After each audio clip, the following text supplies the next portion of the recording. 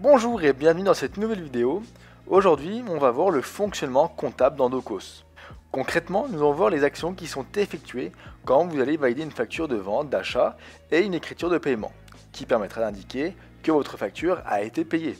Bien évidemment, il faut avoir effectué toutes les configurations nécessaires du module comptable pour avoir une bonne utilisation. Je vous ramène sur la première vidéo de cette partie pour revoir ces différentes étapes.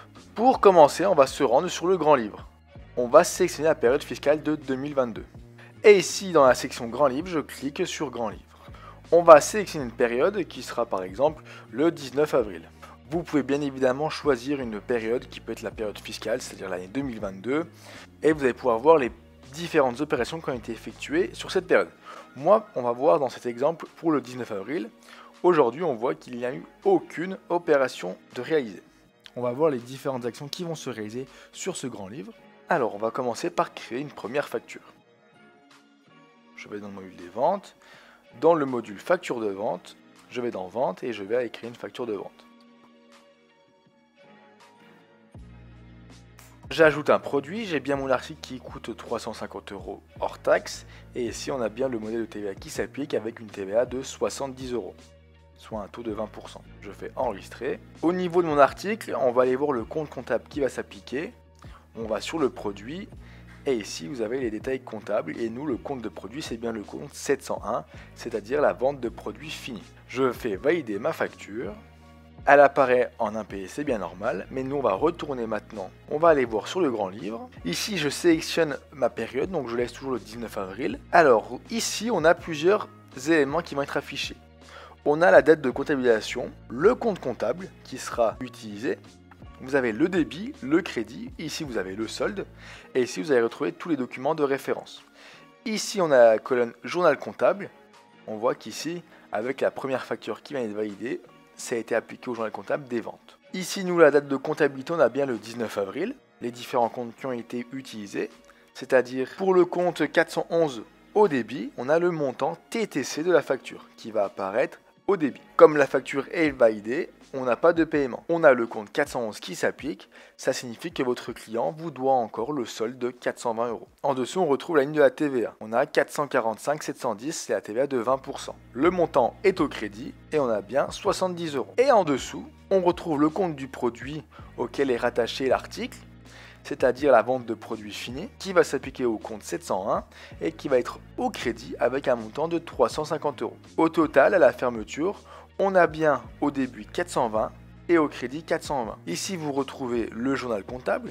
Donc nous ici, comme c'est une facture de vente, le journal comptable concerné c'est les ventes. Ici vous pouvez retrouver le document de référence, on voit Sales Invoice qui correspond à la facture de vente.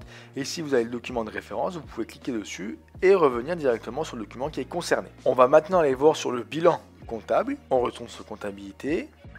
Dans état financier, on a le bilan. De la même manière, vous pouvez choisir l'exercice fiscal en choisissant une année, mais nous on va choisir un intervalle de date. On sélectionne le 19 avril 2022 et ici, on retrouve bien les différents éléments. On peut voir que dans les actifs, on retrouve bien le compte 411, car notre client nous doit toujours le montant de sa facture, qui est de 420 €. Dans le passif, on retrouve la dette fiscale et sociale, qui est la TVA. Et là, il indique bien que nous devons bien 70 € de TVA, car avec cette vente, on a collecté 70 € qu'on va devoir repayer à l'État. Ainsi, dans l'actif, vous allez pouvoir voir ce que vous avez possédé. Ici, on a une créance client avec le compte 411. Et dans le passif, tout ce que vous devez. C'est là que vous allez retrouver toutes les dettes. Ça peut être des dettes fournisseurs, des dettes fiscales, etc. On va maintenant aller voir sur le compte de résultat. On va dans état financier et on va aller sur compte de résultat. De la même manière, on va se mettre sur l'intervalle de date du 19 avril. Ici, dans notre compte de résultat, on retrouve bien le compte produit 701 avec le montant hors taxe qui a été facturé, qui représente bien notre chiffre d'affaires hors taxe. Ici, on voit bien qu'il y a un chiffre d'affaires de 350 €, ce qui nous fait un bénéfice sur cette période de 350 €. Maintenant, on va aller enregistrer le paiement de la facture. Je vais retourner sur ma facture de vente et je vais aller ajouter une écriture de paiement. Document lié, je peux ajouter une écriture de paiement. Je clique dessus. Le mode de paiement, c'est un virement. Ici, vous avez les comptes qui vont s'appliquer. Ici, dans les comptes, vous avez compte payé du 411, c'est le compte client, qui sera payé au compte 512 qui est la banque. On a un montant de 420 € qui est relié à cette facture de vente d'un montant TTC de 420 €. Je fais enregistrer. On va retourner sur le grand livre. Ici, on voit qu'il y a des nouvelles lignes qui ont été ajoutées. On voit un nouveau journal comptable avec la banque. Et ici, dans le titre de document, on a l'écriture de paiement. En effet, ce qui s'est passé, c'est que mon client, il vient de me solder sa facture. Au niveau du compte 411, le client nous devait 420 €. C'était inscrit au débit. Il nous a payé sa facture. Et maintenant, ce montant de 420 € passe au crédit. Et au niveau de la banque, du compte 512, on a bien une écriture qui a été ajoutée de 420 €. C'est-à-dire que le montant total de la facture est bien enregistré dans notre compte de banque. Ainsi, le compte 411 a été soldé. Le client ne doit plus rien. On va maintenant voir au niveau du bilan. Et ici, on voit qu'il y a des modifications. On n'a plus le compte 411 qui apparaît, mais on a le compte 512. C'est la banque, c'est-à-dire notre compte bancaire. On a bien 420 € qui ont été enregistrés dessus. Le compte 411 a été retiré car le client a payé sa facture, il ne doit plus rien, donc on n'a plus de créance. Et au niveau du passif, ça n'a pas bougé, on a toujours une dette fiscale qu'on doit à l'État, donc d'un montant de 70 €. Voilà, on a vu un petit flux de vente et au niveau de l'écriture comptable, comment ça se passait dans Docos.